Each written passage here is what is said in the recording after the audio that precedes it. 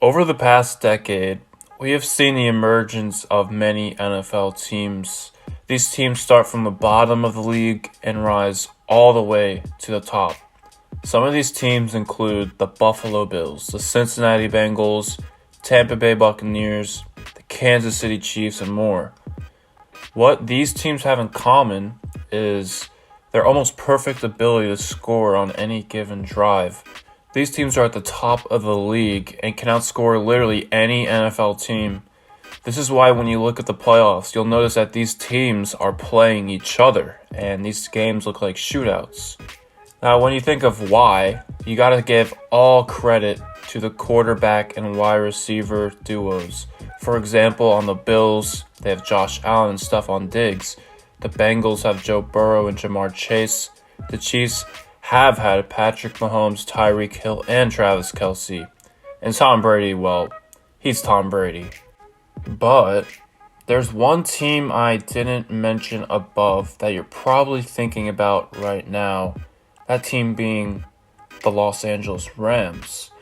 Now, when you think of the best quarterbacks, you probably don't immediately think of Matthew Stafford. He's a very talented quarterback who has had success throughout his career, but he isn't at the top of the quarterback rankings. As a matter of fact, I could list 9 quarterbacks better than him. But what if I were to tell you that doesn't even matter? They won the Super Bowl, didn't they? Well, the thing is, you don't need a top-tier quarterback to win the Super Bowl. What really matters is a well-rounded offense, a well-rounded defense, and a good coaching staff. When you think of a team that has all these characteristics, you should immediately think of the Los Angeles Rams. They have a very talented offense with Stafford, Cooper Kupp, had OBJ in the past, decent running game, really good wide receivers. They have a very talented defense, one of the best in the NFL, with Aaron Donald, Jalen Ramsey, and they have incredible coaching staff by Sean McVay. That's what makes the Rams a championship team. Now, I know you read the title of this video, and I know you know it's not about the Los Angeles Rams. So what if I were to tell you the next Los Angeles Rams are the Pittsburgh Steelers? Now, hear me out. I don't think the Steelers are going to win the Super Bowl this year, but what about next year? What about the year after that? What about their future, this young, talented offense? I think the Pittsburgh Steelers are going to be the next super team in the NFL. As I mentioned before, there are 3 things I want to talk about that help the Rams win the championship and how the Steelers are shaping to be on par with that. The first thing I want to talk about is defense. The Pittsburgh Steelers have had a very good defense since trading for Minkah Fitzpatrick in 2019, arguably one of the best in the league. All credit can be given to the emergence of Defensive Player of the Year TJ Watt, Cam Hayward, Minkah Fitzpatrick. Their amazing defensive line and solid corners. The only weakness this team has had over the past couple seasons was at the inside linebacker position, and last year the corner position. Devin Bush is probably the main reason this position has been weak ever since tearing his ACL. The Steelers have addressed this issue over the offseason by picking up Myles Jack from the Jaguars and having Devin Bush and Robert Spillane compete in a battle for this left inside linebacker position. Also, with Joe Hayden not returning to the Steelers, this team is going to have difficulties with coverage this season. I believe this will be the only weak spot in the Steelers' defense, with the inside linebacker position improving. With that being said, every other position on this defense is rated as one of the best in the league. TJ Watt setting the sack record, Cam Hayward disrupting your QB, Minkah Fitzpatrick, he's one of the least targeted players in the league because quarterbacks are just frankly too scared of him. Offenses crumble to this team's defense, to these players. And with that being said, this defense will continue to be strong to help win them games. And in the future, weaker spots in this defense will be addressed in the NFL draft, making this defense even better. Now, if you compare the Steelers' 2021 team last season to the Rams of 2022, 2 seasons ago, These teams are literally the same. They both have incredible defenses that literally wins them games and offenses that struggle to score points. The defenses lead these teams to winning records, and the offense only slows them down. How did the Rams address this problem, though? Well, we all know they traded for Matthew Stafford. Yes, there's that name again, the missing piece to the Rams puzzle that ultimately helped this team win the Super Bowl. How does this relate to the Steelers, you may ask? Well, we know Ben Roethlisberger, he's a Hall of Fame QB, but anyone with common sense could see he was slowing down at the end of his career. The Steelers' offense relied heavily on short passes, couldn't consistently get 20-plus yard passes for completions, and Ben was just not mobile at all. This is where the Steelers make franchise-altering moves in the offseason by signing Mitchell Trubisky and drafting Kenny Pickett. Whoever is the face of this franchise over the next couple of years will deservingly so win the quarterback battle and will make this offense better. Mitchell Trubisky has Big Ben-like characteristics, can escape a sack, and unlike Ben, is extremely mobile. This will help the Steelers' offense maintain longer drives and ultimately give their defense a longer rest, making them more energetic for the next time they're on the field. Now that the QB position has been fixed, we need to talk about how insane this offense is going to be. It may not shock us all this season like the Kansas City Chiefs or the Buffalo Bills have, but the Steelers offense is going to explode with power, maybe this year, maybe next year, maybe the year after that. Let's first look at the running back depth.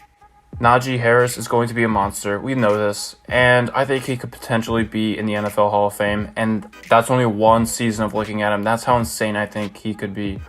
After leading the league in carries as a rookie last year, having 1,200 rush yards, 7 rushing touchdowns, 74 receptions as a rookie running back, 467 receiving yards, and 3 receiving touchdowns, Najee Harris had one of the most prolific rookie running back seasons ever, and I think the ceiling is infinitely high for Najee.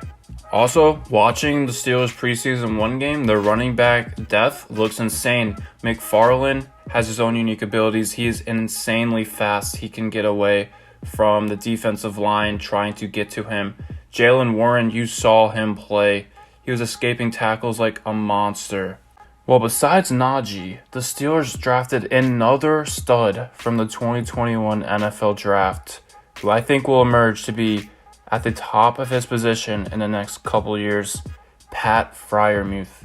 Having a slow start to his rookie season, only starting 9 games and was tight end 2 behind Eric Ebron, Freiermuth ended the season with 7 receiving touchdowns with 60 receptions and 500 receiving yards. Like I said, another rookie who's shaping to be a top tight end in the NFL. Also, we have to address this offensive line. It was one of the worst in the league last season. Najee somehow got 1,200 rushing yards with that in mind, but Colbert made offseason moves to pick up Mason Cole, James Daniels from the Bears, and instantly adding these players to the starting positions on the offensive line, making this offensive line better than it was last season. Last but certainly not least, what I think we're all waiting to hear, we have to talk about this receiving core. I believe this receiving core will be considered at the top 5, maybe top 3 in the NFL this season. At the end of next year, in 2023, maybe the best in the league. And this is because of Kevin Colbert's spectacular ability to draft wide receivers.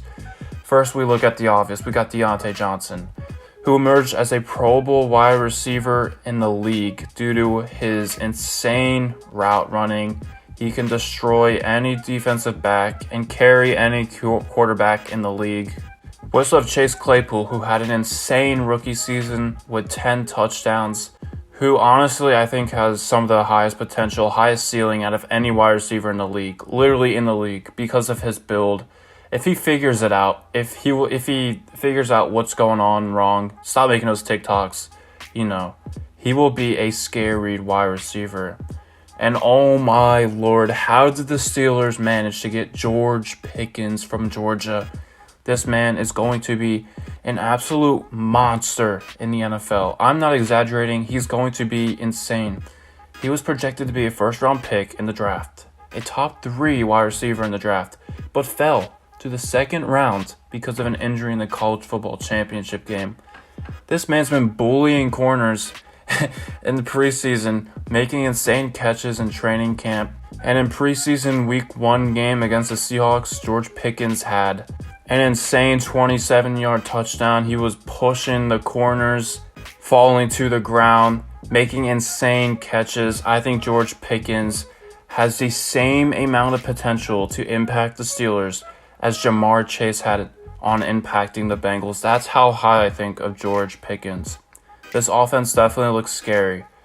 Now, we can't forget to mention this team's coaching staff. A very talented roster with a horrible coach is a horrible team. We all know this. But Mike Tomlin, on the other hand, he is one of the best coaches in the NFL. I have to mention this every time I talk about him because out of his 15 years coaching the Steelers as a head coach, he has never, ever had a losing season. 1 Super Bowl win, 2 Super Bowl appearances. Randy Fichtner, the defensive coordinator, has made this defense elite. And second-year offensive coordinator Matt Canada has potential to make this offense special.